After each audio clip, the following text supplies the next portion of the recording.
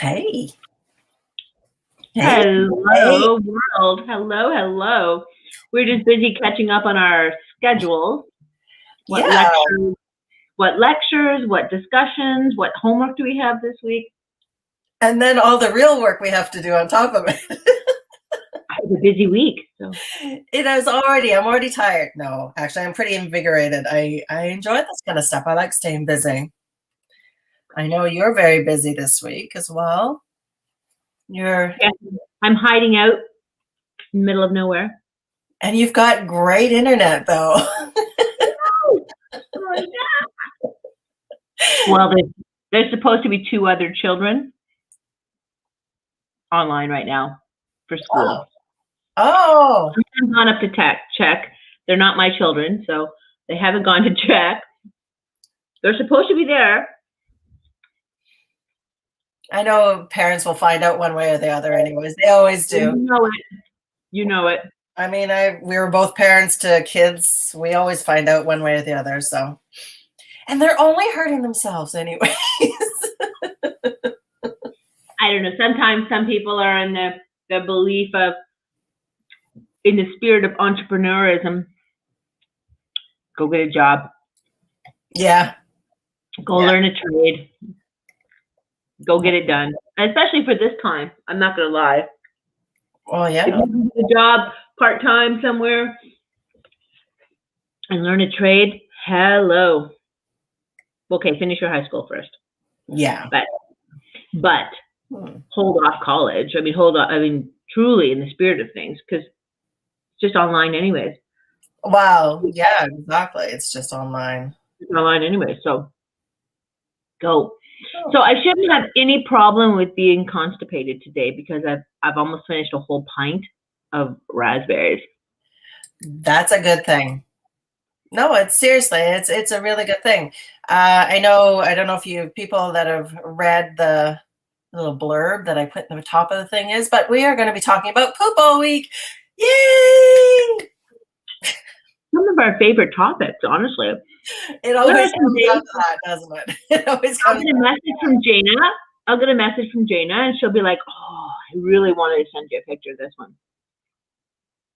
Well, that's what some kids do. My kids don't, but that's it's our funny. I can't believe though. I mean, it really comes down to it. I mean, if you can't poop, you feel like crap, literally. Literally. I mean, it does come down to those basic things: sleep, poop, water.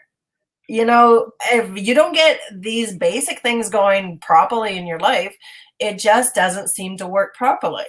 Like, I mean, just everything is kind of like off kilter. Yeah. Well, interestingly, I mean, in my breast health course with Satdam Kaur, she's like, you should be pooping 3 times a day. Yeah. Yeah. Yeah. And as you know, I'm really being somebody that studied gut health. I mean, we both have quite a bit, but I don't know, for some reason, it just seems to be the place that I always end up heading in that direction. And especially being a nurse for so many years, we've always been very vigilant about monitoring poop for the, for charting, for health reasons, for all these different things. And that's why we kind of thought we just going to talk about it all week, because there is enough to talk about for a good week of stuff, not to keep you totally bored or totally out of the loop, but yeah, we're not going to bore you for like 3 hours of it, but a little bit each day for the rest of the week. And if you pay attention, we talk about enough fiber in the last month and a half that you shouldn't be suffering from any difficulties with pooping. Yeah. I mean, even if you're seed cycling, even if you are taking in your fruits and vegetables, even if you're just doing your 3 tablespoons of flaxseed a day, you should be pooping at least twice a day. Yep. Yeah. Before I left on this trip, I had some, we were talking about L-glutamine there last week together, and I was, of course, opened my magic cupboard. Don't you love how the sunlight rose in right there? Yeah. My magic cupboard of supplements, and I had a container of L-glutamine. Oh. For a gut healing protocol I had done before. So I took the L-glutamine and dumped it into my green powder. Okay. So that I have this beautiful gut healing little shots throughout the week. So nice. Okay. just as a note though, I wouldn't like anybody just go out and take stuff and just start adding them to each other before you connect with somebody that knows what all these things are and that you can connect, and just throw things all together like that too. So Yes. I know, but we just have to say it just to be certain. So just so that we don't get off track too much, I wanted to talk a little bit about just gut anatomy and understanding why this is so important a little bit before we get into the Bristol stool chart. So for people that don't know what that is, this is the basic guideline, and there's 7 different kinds of poops, believe it or not, that the Bristol chart is that most healthcare professionals follow. It's a universal kind of chart that we sort of refer to and look towards with regards to typing and coloring and different things like that. But the gut health, basically, when we're looking at our gut, this is the digestive system, and essentially it starts at the mouth and ends in the anus. And we're looking at about 25 to 30 feet of length, depending on the person, depending upon what's going on. And this is the entire digestive system. If you want to get a little bit beyond that, our digestive system starts with our eyes, because with our sensory perception, we see things, we begin to send signals to our brains. We begin the salivatory glands start producing different enzymes, and the digestion process starts at that point. But technically, if you want to start putting food in your mouth at that point, that's when we're starting the digestive system as well too. And like I said, we start with the glands in the mouth. And then we have like the esophagus that goes down to our stomach. Then we have the stomach. And then it goes into our small intestines. And then, of course, we have the accessory organs that go along with that too. But we're not really talking about the accessory organs too much during this week. We're just talking about that big tube. It's a tube. It's like a hollow tube. Things go in, they get processed, and then they go out, hopefully, basically. Yeah. Yeah. So we actually have lots of glands and cavities and hormones that go along with that too. And we have what's called peristalsis action as well too. So this is the wave-like motion that actually moves things along. Yeah. It is when we feel that kind of sometimes that cramping in situation, this is that peristaltic action that's kind of in overdrive at that point, and it's causing a lot of distress and possibly hypermobility, so things going through very fast. So sometimes when we get cramped up, or things have come straight to a halt where we're not moving at all, so we get cramped up as well too. But there's quite a bit of organs that are incorporated with a lot of this too. So we've got, like I said, we've got the esophagus, we've got the stomach, we've got the small intestines, and we've got a couple of different sections. Yeah, and you've got the spleen, pancreas, gallbladder, liver, to all assist in the aid of the digestion to make all of that work well. And then, but they lay on top of that transverse colon. So sometimes you would think if there's some stress happening here, it would then affect the effectiveness of how things work. And that's where when there's gut dysbiosis happening, it kind of affects everything. They're all in such tight quarters. Yeah. So if there's a lot of stress going on, then they're all like a little uneasy with everything. And even with an assistance of working with that, that wave-like motion with the belly, it's always good to massage the belly and different things I find with that as well. So within the digestive tract, you're working through those things. And it's just being aware that everything that you take right off the hop from chewing is going to aid in the assistance of helping things digest further and not alleviating a bit of that stress down. So it's amazing how that function, that whole tool system, right from your eyes to your mouth to your gut, your esophagus, to the colon, and such, it starts right off with honestly a good mindset, good eyes, good chewing, taking that time and taking that breath so you breathe and that you rest and digest. So it's important about this gut impact as well. That it's, it's weird for us to talk about this in this aspect, but when you're looking at you have to look at things from the bigger system. This is why we talk about the mind. This is why we talk about breath. This is why we talk about chewing your food, because you may not think about it, but this is going to affect the final product. Yeah. Yeah. Does then the body need to work so hard and spend all of your energy trying to move some undigested food that you didn't bother chewing in the first place? 12 hours later. Like, it's so important that we just think about food to eat, but we don't think about the energy that's spent throughout the entire system. Mm-hmm. And if you want extra energy, if you want more vivaciousness, if you want more vitality, this is where the gut of it, the core of it comes from. This is where we start. This is how we think. This is how I think about it. Just chew your dang food. Take a breath. Chew your food.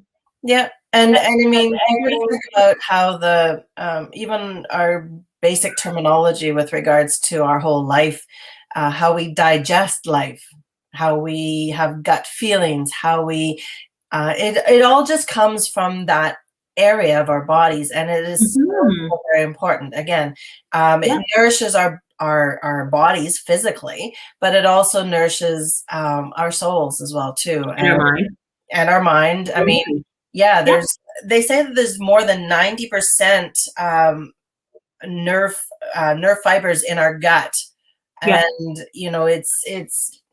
it's crazy the amount of things. I love how they put this. It's the gut itself, right? It's of course the exit and entrance of all toxins and waste, right? It's all about every nutrient is absorbed for the life and vitality of your body. Everything is absorbed right there. But they said it's sort of guarded by this planetary level population and diversity of microbes. And that's it. Probably just as many stars as in the sky, there are microbes in your gut. Yeah. That make the function of your body, absorption of nutrients, the production of your happy hormones, your serotonin, things like that, all kind of melatonin, it all starts here. Yep. And it's so important to make sure that this is functioning at high velocity, like it's working the best that it can be. It's working and producing in the best way. And it's always that fails. If you get slugged up here, it's going to get slugged up here. Oh, yeah. And it's nice to know also, this is an important point, especially for this day and age. This is home to more than 2/3 of your immune system. Mm-hmm. Yeah. Right? It's just that important.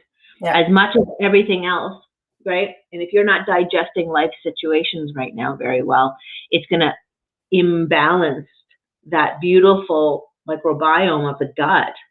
Then that's going to cause everything else to fall out of way, right? Just like a fountain of water, or, when you're a flood of water, it's going to just not be that healthy. And it has, as you said, its own neurosystem, its own nervous system with neurotransmitters, and it's used throughout the entire body. It's part of that whole vagus nerve system, which I think yes, there's lots of studies and science behind the vagus nerve system, but I believe there's also lots of revelation and things that are to come with understanding the vagus nerve even more. I think, this is my crazy, I think the vagus nerve has the potential of telling us about brain cancer. Yeah, I've done a lot of research with regards to the vagus nerve. For people that don't know what the vagus nerve is, it is one of the largest nerves in our body that travels pretty much the whole body, I believe, right? It goes from our brain, and when we have vasovagal episodes, this is a fainting spell. That's just like a technical term for a fainting spell, vasovagal. We've all heard of people that have potentially passed away while being on the toilet. This is not a pleasant situation, and probably don't hear about it too often, but I mean, I have heard about it in the conventional medical world. And people end up perhaps having heart attacks while sitting and trying to defecate, and it's just because there's this big nerve that just is connecting that throughout our whole body at this point too. Interesting. Yeah. Very interesting. Well, I mean, when people pass, their bowels are released as well, like the nervous system. Yeah, sometimes not. I mean, if they're constipated, they're not going to be, they're not suddenly just going to be able to go once their body stops working. But it is, within poop itself, within feces itself, it can actually contain a lot of different constituents as well too. And this is why we really talk a little bit more about this, because when we talk about detoxification and the bowels being one of the biggest detoxifying exits or doorways in our body, we have to understand that what we're releasing is more times than not toxic. First of all, the stool contains a lot of water, and hopefully not to the point where it's a loose stool, and enough water in it so that it's not constipated. And we're going to talk a little bit further about that during the week. But you also understand that there's a lot of fiber as well too. There's mucus, there's cells, there's cells from the intestinal lining, because you want to use that fiber to be able to pull the toxins out and keep that gut lining fairly clean. There's obviously going to be microbes and trace amounts of other waste as well too. So you're going to be looking your estrogens, your cholesterols, your BPA metabolites, and your mercury are all going to be flushed out through the bowels. And this is something that's very important to keep those bowels moving, because we want to get rid of the xenoestrogens and the excess estrogens in our body. And Dana and I have talked about this a lot with regards to hormonal balancing.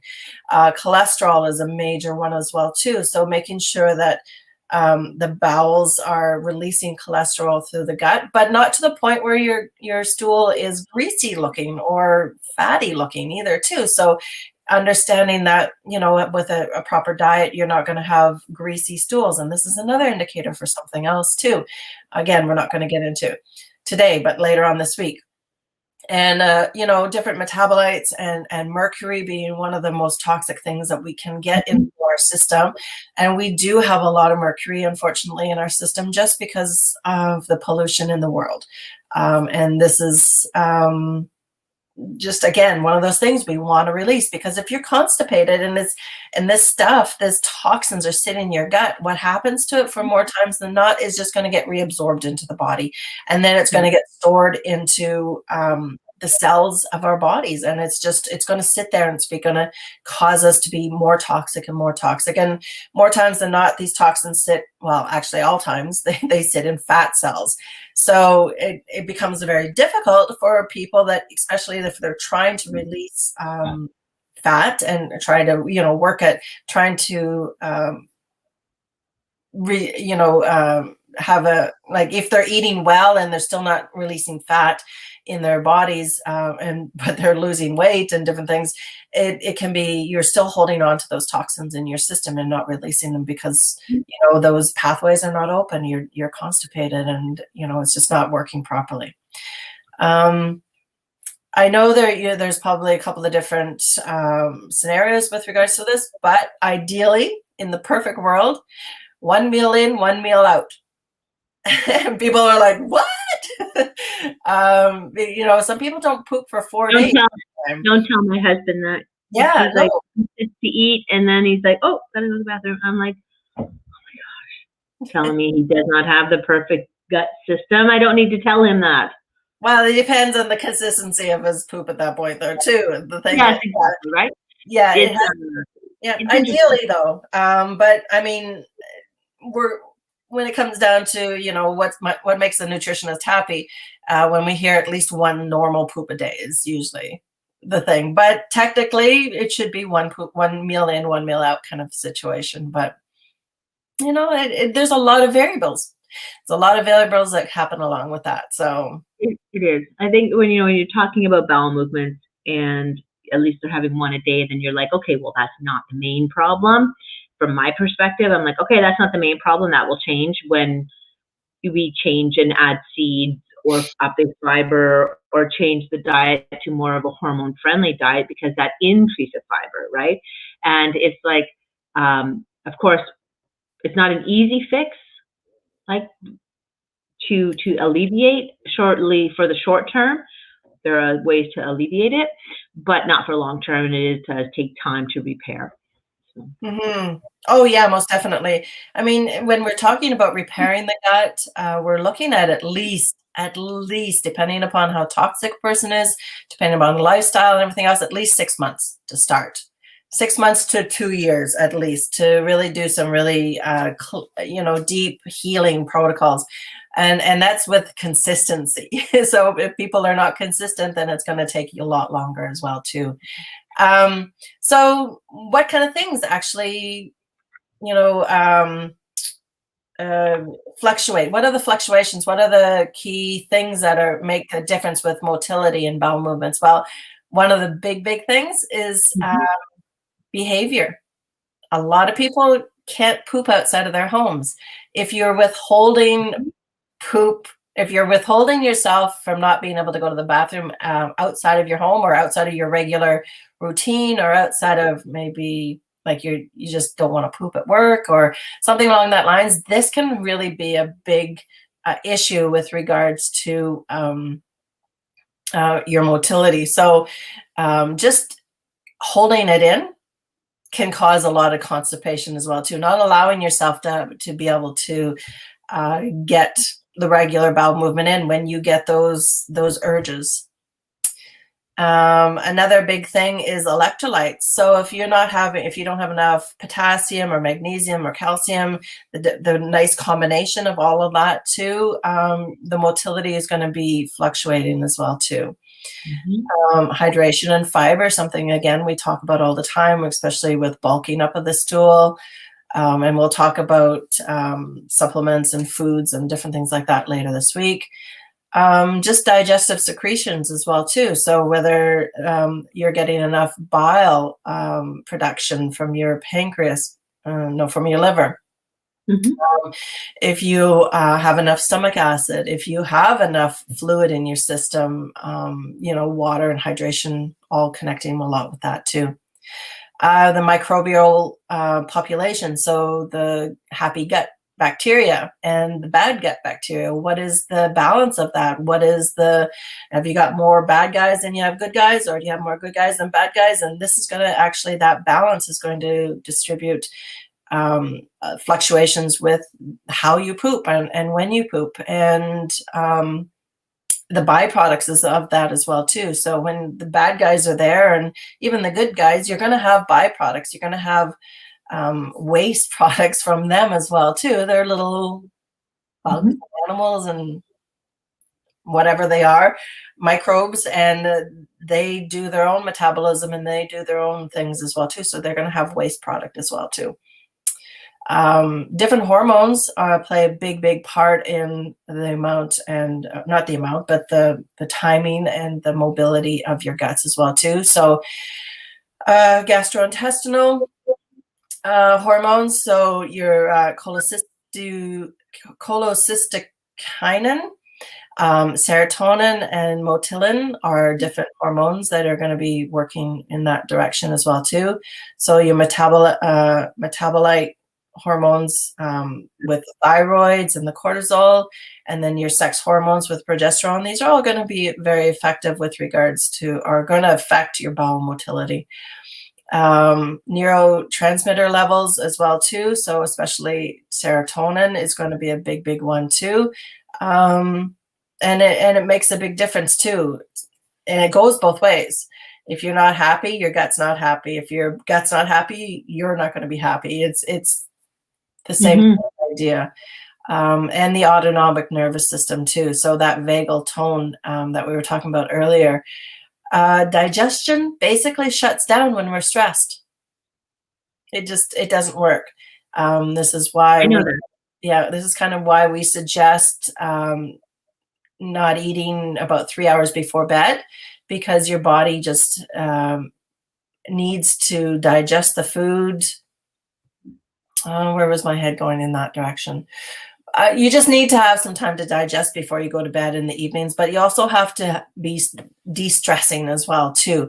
You have to, this is when you were talking about in the beginning, where we were just slowing down, chewing our food, allowing for that parasympathetic nervous system to activate and digest properly. Because when we're constantly stressed and we're constantly go all the time, our digestion shuts down and the food doesn't get metabolized the way it should.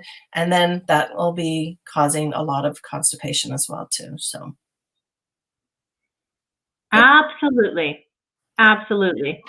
Yes. The topic of constipation and bowel movements is like, you're like, okay, let's just talk about that.